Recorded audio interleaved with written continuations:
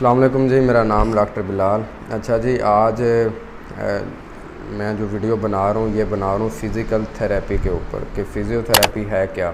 बहुत सारे पेशेंट जो हमें विज़िट करते हैं वो बड़ी वर्स कंडीशन के अंदर आते हैं, उनकी बीमारी में काफ़ी बिगाड़ आ चुका होता है। जब उनसे पूछा जाए आप इतना लेट क्यों आए हैं या आपको किसी ने रेफ़र नहीं किया, तो वो आगे से उनका जवाब ये होता है मैक्सिमम लोगों का कि जी हमें तो किसी ने बताया ही नहीं है, ना हमें पता है। ठीक है, तो कुछ जो बैकवर्ड एरिया है वहाँ पे तो बिल्कुल इस चीज़ का जो है इल्म नहीं है लोगों को। तो इसलिए मैं छोटा सा एक ओवरव्यू दे रहा हूँ ताकि आप लोगों को इसका आइडिया हो जाए कि फ़िज़िकल थेरेपी की डोमेन में कौन कौन सी चीज़ें आती हैं। अब बेसिकली अगर हम स्टार्ट करें इसकी डेफिनेशन से कि फ़िज़ियोथेरेपी है क्या, तो फ़िज़ियोथेरेपी में जो है पेशेंट को हम ट्रीट करते हैं विदाउट मेडिसन एंड सर्जरी। ठीक है, जिन पेशेंट्स को बहुत सारे पेशेंट्स आते हैं जो कहते हैं जी हमने बहुत सारी मेडिसिन खाई हैं, हमें कुछ अफाका नहीं हो रहा, या अफाका होता है तो वक्ती तौर पे होता है जब तक मेडिसिन का असर रहता है, उसके बाद सेम एज़ इट वही कंडीशन आ जाती है।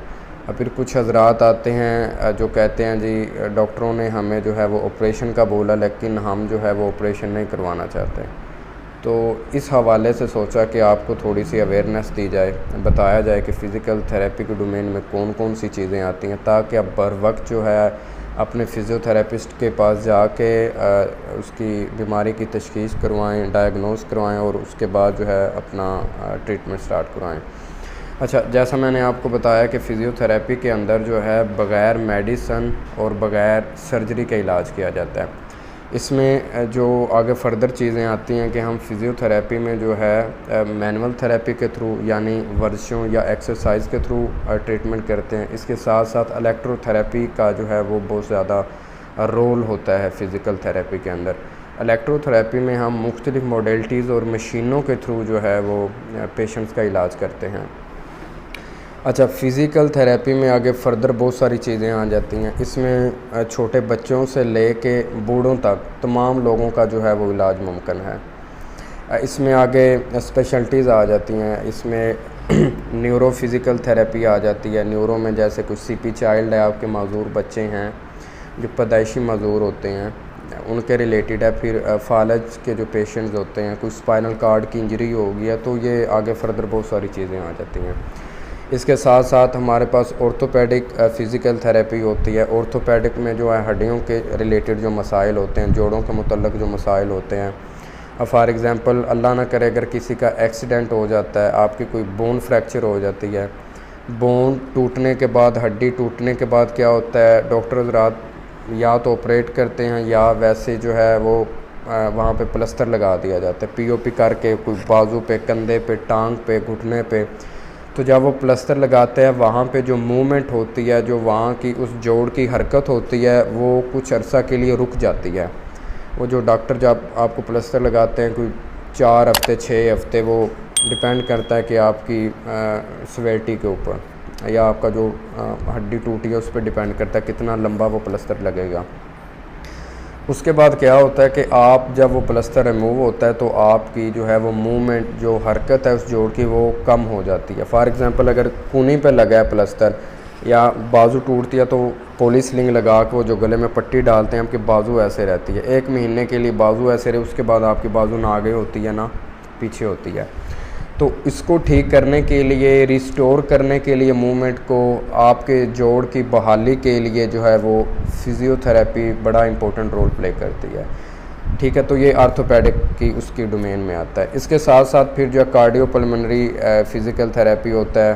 ठीक है, कार्डियो को रिलेटेड आईसीयू के अंदर इसका बड़ा काम होता है जो कार्डियो के पेशेंट्स होते हैं। ठीक है, चेस्ट फ़िज़ियोथेरेपी भी इसमें आती है।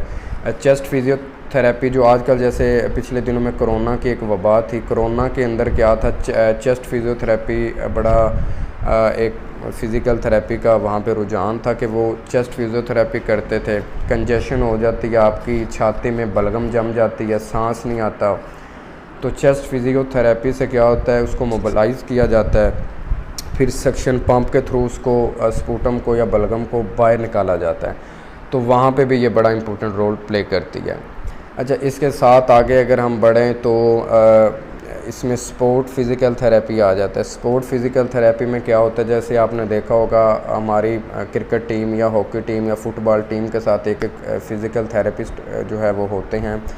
इसमें क्या होता है कि जो स्पोर्ट इंजरीज़ होती हैं, तो टेंडन की इंजरी होगी, मसल की होगी, लिगामेंट की होगी, ठीक है, तो उन इंजरीज़ को जो है वो रिस्टोर करने के लिए जो स्पोर्ट फ़िज़िकल थेरेपी है, ताकि वो दोबारा से नॉर्मल अपनी जो है वो क्रिकेट या हॉकी या फुटबॉल उसकी तरफ आ सके, तो उसमें जो है फ़िज़िकल थेरेपी का बड़ा इम्पोर्टेंट रोल होता है। अच्छा, इससे आगे अगर हम बात करें तो वुमेन हेल्थ के रिलेटेड भी आजकल जो है पाकिस्तान के अंदर फ़िज़िकल थेरेपी जो है वो बड़ा एक इम्पोर्टेंट रोल प्ले कर रही है। वुमेन हेल्थ में भी जो है ख़ासकर हमारी जो फ़ीमेल डॉक्टर हैं वो इसमें आजकल काफ़ी उनका रुझान है, ठीक है। तो ये सारी चीज़ें हैं फ़िज़ियोथेरेपी के थ्रू, ठीक है।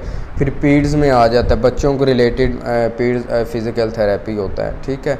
तो इसमें ये एक बहुत बड़ी फ़ील्ड है, इसमें बहुत ज़्यादा एक्सपेंड, इसको जितना आप कर सकते हैं उतना आप लेके जा सकते हैं।